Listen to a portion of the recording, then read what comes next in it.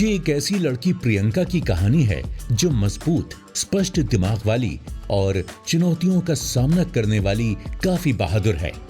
देहरादून की निवासी प्रियंका ने अपनी 12वीं कक्षा तक की शिक्षा साइंस स्ट्रीम में पूरी की और अच्छे अंक प्राप्त किए। करियर के बारे में आगे सोची रही थी।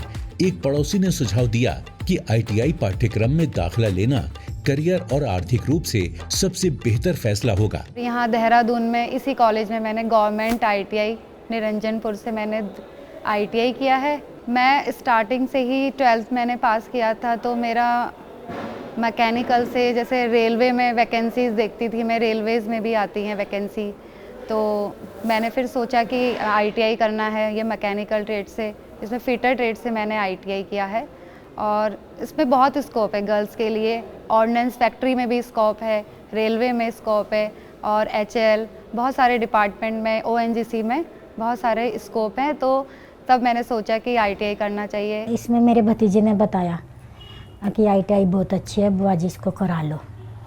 फिर कहा, सब ने इसको फिटर ट्रेड दिलाई। सब ने बोला कि इसको लड़कों जैसे ट्रेड दिला ली, मगर कोई बात नहीं। इसके सर ने भी बोला कि आगे चल के बहुत काम आएगी, फिटर ट्रेड बहुत अच्छी रही पढ़ने में। जहाँ भी जिस भी कॉलेज में पढ़ी बहुत अच्छे से पढ़ी, ITI में भी, वैसे कॉलेज में भी, हल्द्वानी में भी, कभी कोई शिकायत का मौका नहीं मिला। सिर्फ एक बार ITI जाकर ही फैसला कर लिया कि अब तो यही अपने करियर को दिशा देनी है और निरंजनपुर ITI में दाखिला ले लिया, जहां इन्होंने प्रवेश प्रक्रिया पूरी की और फिटर कोर्स में अपना स्थान सुरक्षित कर लिया। जब मैंने ये कोर्स का चयन किया तो बोलते थे कि सब ये कि कोर्स कैसा है, ये लड़कियों के लिए नहीं है। तो मैंने सोचा था कि रेलवे में जाना है तो इस तरह से मुझे ये कोर्स करना चाहिए जो मेरे लिए बेनिफिट है। लड़कियों के लिए है कि स्टार्टिंग में जब मैंने कोर्स किया था तब लड़कियां थी यहाँ पर, हम 8 लड़कियां थी। उसके बाद जो है कम आई हैं, फिर धीरे धीरे जो है इसमें इंक्रीज होता रहा, क्योंकि बहुत सारी अब जॉब्स होती हैं, उसमें अलग से सीट्स भी रिजर्व रहती है गर्ल्स की। प्रियंका के लिए ITI ज्ञान हासिल करने की एक सीढ़ी थी और वो बस आगे बढ़ती ही गई। उसकी पॉजिटिव सोच से कोई भी उसकी सामाजिक प्रतिबद्धता को देख सकता है। एक निम्न मध्यम वर्गीय परिवार से संबंधित होने के कारण वो जानती थी कि पढ़ाई का खर्च वहन करना आसान नहीं है, इसलिए उसने कॉलेज के बाद ट्यूशन लेना शुरू कर दिया। एक ऐसा कदम जो उसकी ताकत और हालत की समझ को दर्शाता है। उनका हमेशा से स्टार्टिंग में टीचिंग का था इंटरेस्ट था कि ट्यूशन भी वो पढ़ाती थी और हमेशा से बच्चों को यही गाइड करती थी कि कैसे करना है क्या नहीं। और इसी तरह जैसे मेरे पापा भी थे कि उन्होंने भी मेरा हमेशा से जो आदर्श रहे हैं, मेरी दीदी और मेरे पापा हमेशा से रहे, तो उनके जैसे जैसे उन्होंने मुझे गाइड करा है, मैं भी वही आगे तैयारी कर रही हूँ। ये बहुत महत्वपूर्ण है कि शैक्षणिक स्टाफ अपने छात्रों में उत्कृष्टता की भावना पैदा करे और वो बहुत भाग्यशाली थी कि उसे ITI में सही सलाहकार मिले। सब टीचर्स ने बहुत सपोर्ट किया है। As a practical, theory, maths, science सब बहुत अच्छे से यहाँ पे पढ़ाया गया। प्रियंका जो है वो मेरी 2012 to 14 की बैच की स्टूडेंट है। बहुत टैलेंटेड बच्ची रही है ये। घर से थोड़ा सा मैं घर देखा है इसका, तो फाइनेंशियली थोड़ा वीक लग गई थी, बट इतनी मेहनती बच्ची मैंने आज तक नहीं देखी है। प्रियंका लड़की बहुत ही होशियार लड़की थी, बहुत इंटेलिजेंट थी और पहले से ही ये हाई स्कूल या इंटर में भी अच्छे मार्क्स आए थे इसके।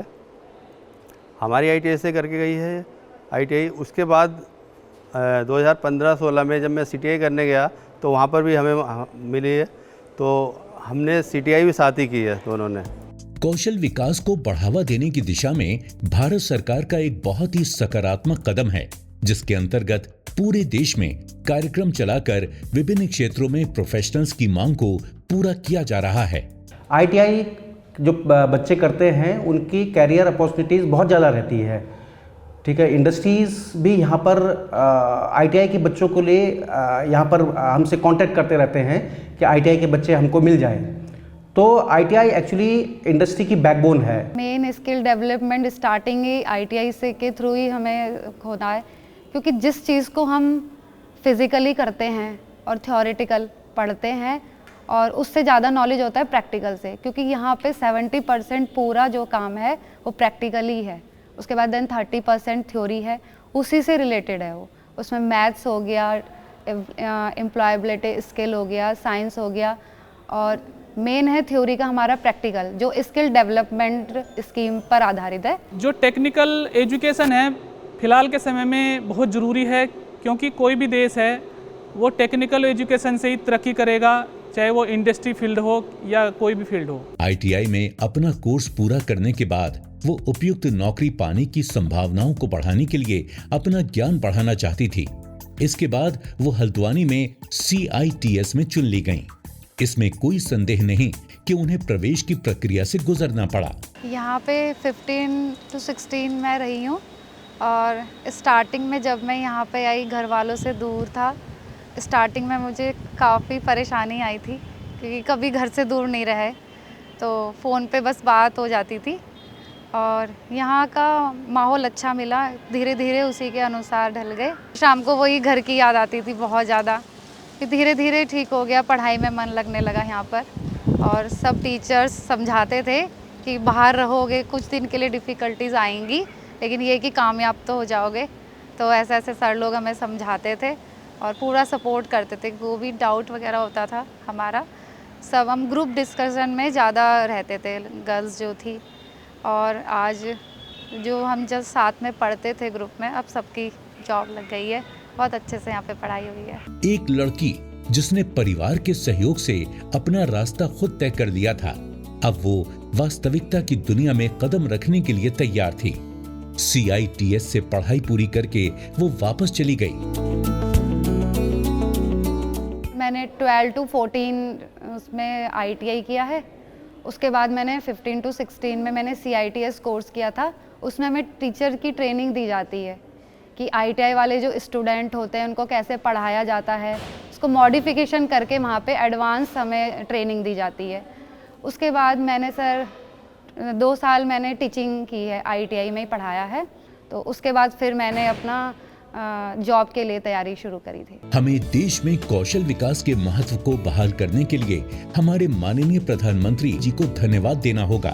प्रशिक्षक प्रशिक्षण पाठ्यक्रम के बाद उन्हें मुजफ्फरनगर में सिंचाई विभाग में एक ऑपरेटर के रूप में नौकरी मिल गई, जहां उन्होंने 1 साल तक काम किया और बाद में टेक्नीशियन के रूप में तुगलकाबाद में उत्तर भारतीय रेलवे में नौकरी मिल गई। बहुत ज़्यादा टैलेंटेड, इसने MSc किया है, उसके बाद ITI किया, ITI करने के बाद CTI किया। ITI में भी ये बहुत अपने काम के प्रति बहुत ज़्यादा लगनशील बच्ची रही है। ये प्रैक्टिकल को, इसको जितनी बारीकियों से इसने प्रैक्टिकल सीखा है, थ्योरी का इसका बहुत अच्छा नॉलेज रहा है। उसके बाद इसने आगे बहुत ज़्यादा मेहनत की और ये 2 जगह ये सक्सेस हुई है। हाइडिल में इसका सिलेक्शन हुआ है, उसके बाद रेलवे में इसने सिलेक्शन किया है। मेरे लिए स्पेशली, मैं एज अ टीचर, मेरे लिए बहुत प्राउड मोमेंट है।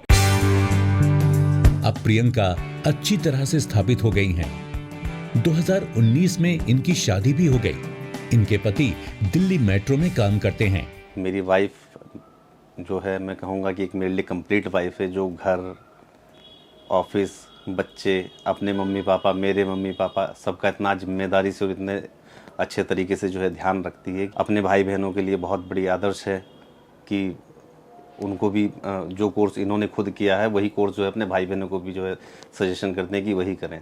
और मैंने खुद भी यही कोर्स किया है। इसी कोर्स के ज़रिए मुझे जो है नौकरी मिली हुई है। मेरी वाइफ को भी इसी कोर्स के ज़रिए जो है नौकरी मिली हुई है। बहुत अच्छी है सर, बहुत ठीक है। हम ध्यान रखती है, हमारा देख रेख रखती है, हमारी अच्छा परिवार का भी ध्यान रखती है। ये जब से हमारे घर में आई है तब से हमारे घर में समझो लक्ष्मी की बरसात हुई है। सास बहू अपना अच्छे से माँ बेटी की तरह खूब अच्छे से रहे हैं। जो शुरू से ये बहुत मेहनती थी, अच्छा जी, जो काम कहा वही करती थी। सब्जी की दुकान कराई, उस पर मेहनत करती थी, ये साथ साथ पढ़ाई करती थी। ये अच्छा, कभी इसने जिंदगी में कुछ नहीं मांगा, अपनी मेहनत से ही करा जो भी करा। इनकी ये यात्रा अपनी पूरी सुंदरता के साथ आगे बढ़ रही है। ऐसी कहानियां हमारे समाज को प्रेरणा देती हैं निरंतर आगे बढ़ते रहने के लिए। मैं इनके आगे उज्जवल भविष्य की शुभकामनाएं देता हूं। इंस्टीट्यूट के सारे स्टाफ की तरफ से इनके उज्जवल भविष्य की कामना करता हूं।